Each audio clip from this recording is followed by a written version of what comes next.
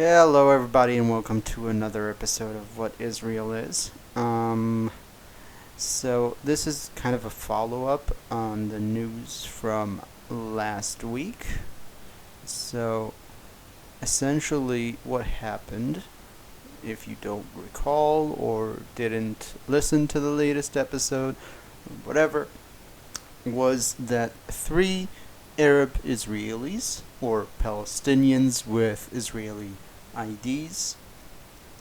Okay, so those are not Palestinians living under occupation, but rather living in an Israeli Arab town, specifically one named Al-Fahm, and they all belong to the same clan or family. But I understand they were not siblings, or maybe I don't recall exactly what the family relation is between them, and it's not really that relevant to the story. These three men went to the Temple Mount, to the Al-Aqsa compound, where there is the Dome of the Rock and the Al-Aqsa Mosque. The Al-Aqsa Mosque being the site where Muhammad supposedly flew to the heavens on the back of a winged mule with a woman's head. So yeah, it's supposed to be the third holiest site of Islam, and it is the holiest site of Judaism.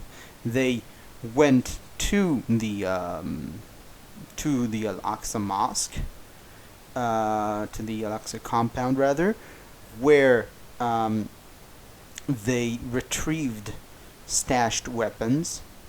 So those weapons were put there beforehand, and they opened fire on policemen, Israeli policemen that were on the site. Two policemen were killed and another one injured. The three Arab Israelis were shot and killed.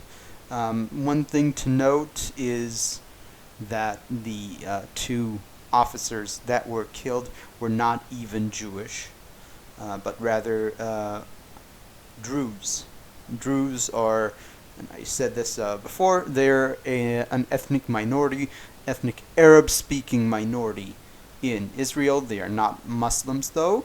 They have their own secretive religion,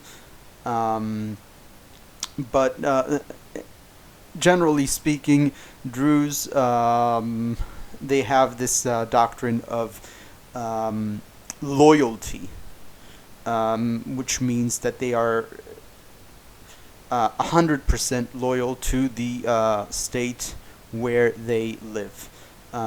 So you get in Israel, they are extremely patriotic, and they serve in the army and in the police, etc. And in Syria, there are patriotic Druze who are patriotic towards Syria, etc., etc.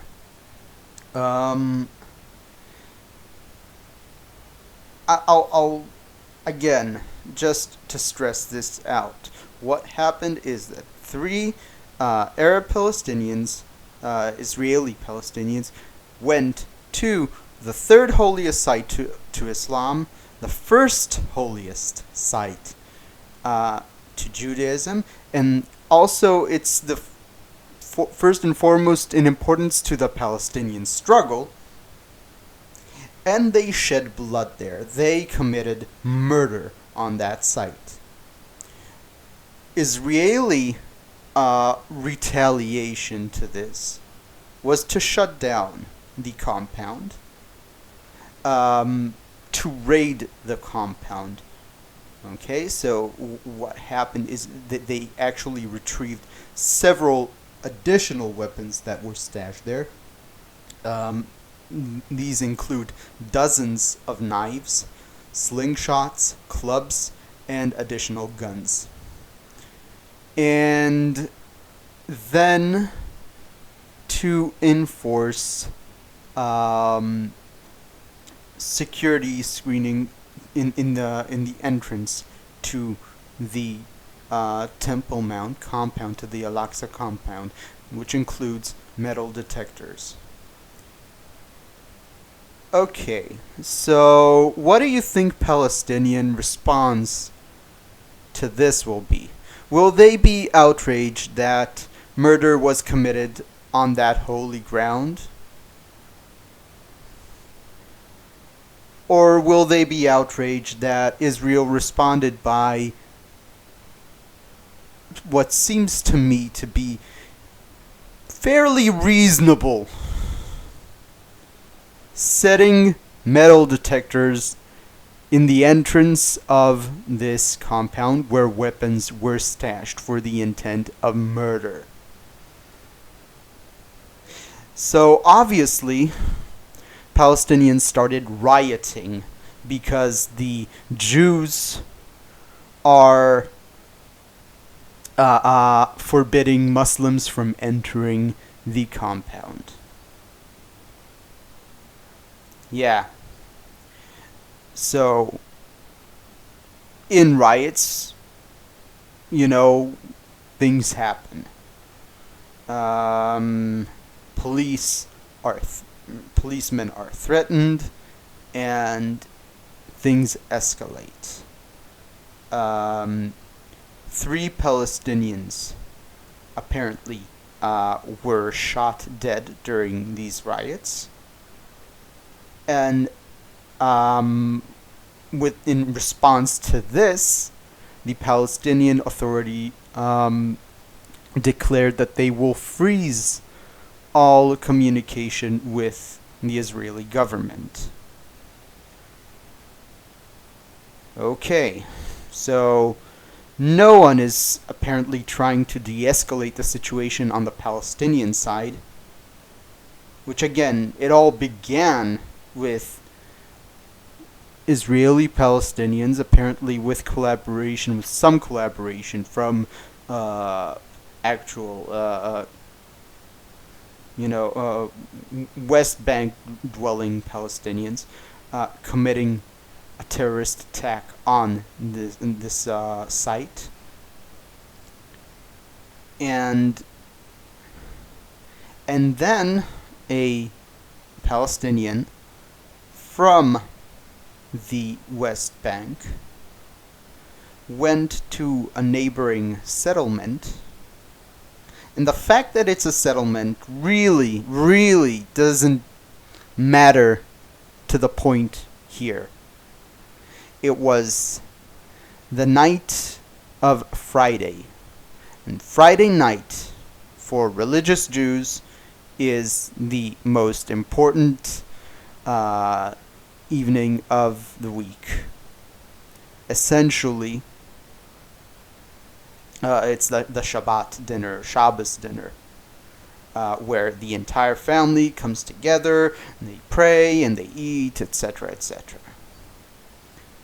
And he slew with a knife an elderly man and his 2 children, who themselves are parents. And the grandchildren, I understand, were hidden during this attack. A neighbor came with a firearm and shot this heinous murderer. He left a will because he didn't expect to survive his heroic charge against the enemy.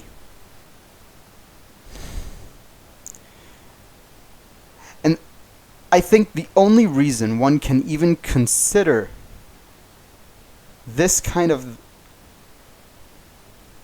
despicable action as heroic is if you don't even consider the people you were murdering as actual human beings.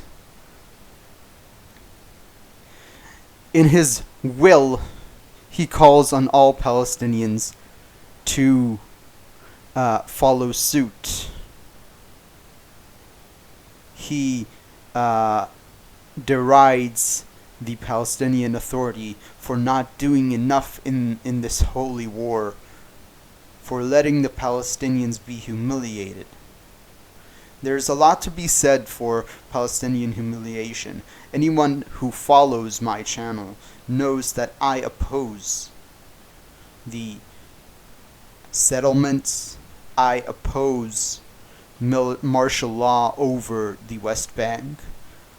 I oppose the occupation. I want for there to be a Palestinian sovereign state. And I don't think they'll be moral, and I don't think they'll be good. But I don't really, it's not on me that they'll be moral and that they'll be advanced. It's not my responsibility. And I don't want that responsibility. I want for them to be free of us. And beyond that, I wish them the best and I want them to succeed. And if we can do things that will maximize their chances to succeed, then maybe we should, or at least consider it. But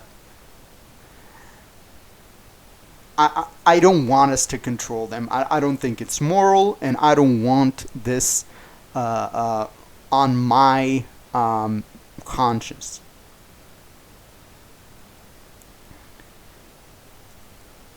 And this murderer says he actually says that the sons of the apes and pigs, the children of apes and pigs, are controlling our holy site. See, the Palestinians. I'm generalizing here, yes, but even if the majority don't think this way, I said it before, following a different terrorist attack. For every despicable murderer on the Israeli side who is willing to take matters into his hands, and one who doesn't view the other side as human beings, there are about 10 on the Palestinian side. So,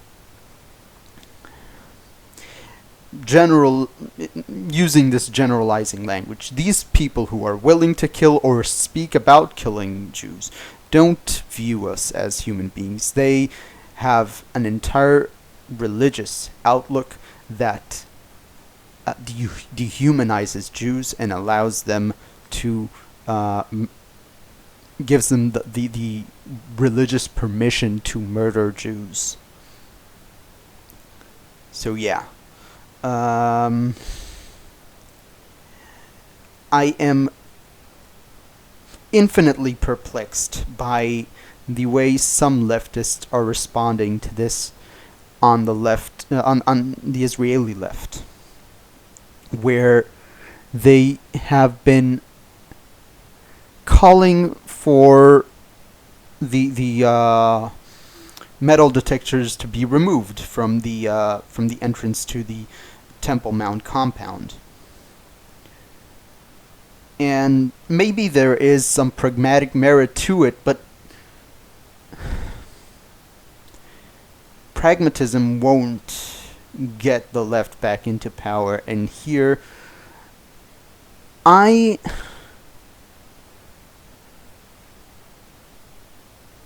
don't know, like,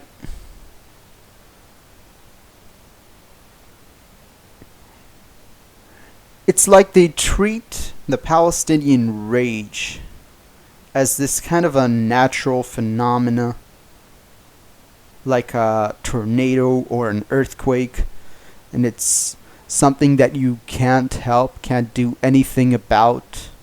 You can't prevent it. You can only withstand it.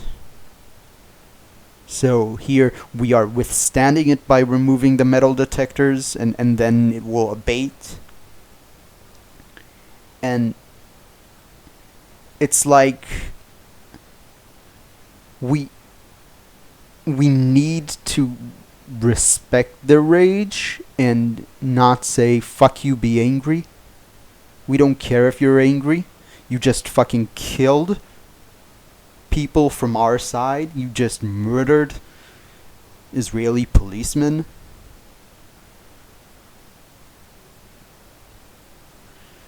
I am becoming, well, I've been for a while very apathetic to Palestinian rage, I must say. Simply because whenever they seem to be raging, they seem to be aiming knives at civilians. So this doesn't take anything from what I said before about wanting them to be free of us, and actually one of the reasons I want them to be free of us is so that we could put some distance between us. Honestly, I don't want contact with these people because I don't find them to be moral people. Again, generalizing. It is what it is. So, this is it for today, and I'll see you guys next week, I suppose. Bye.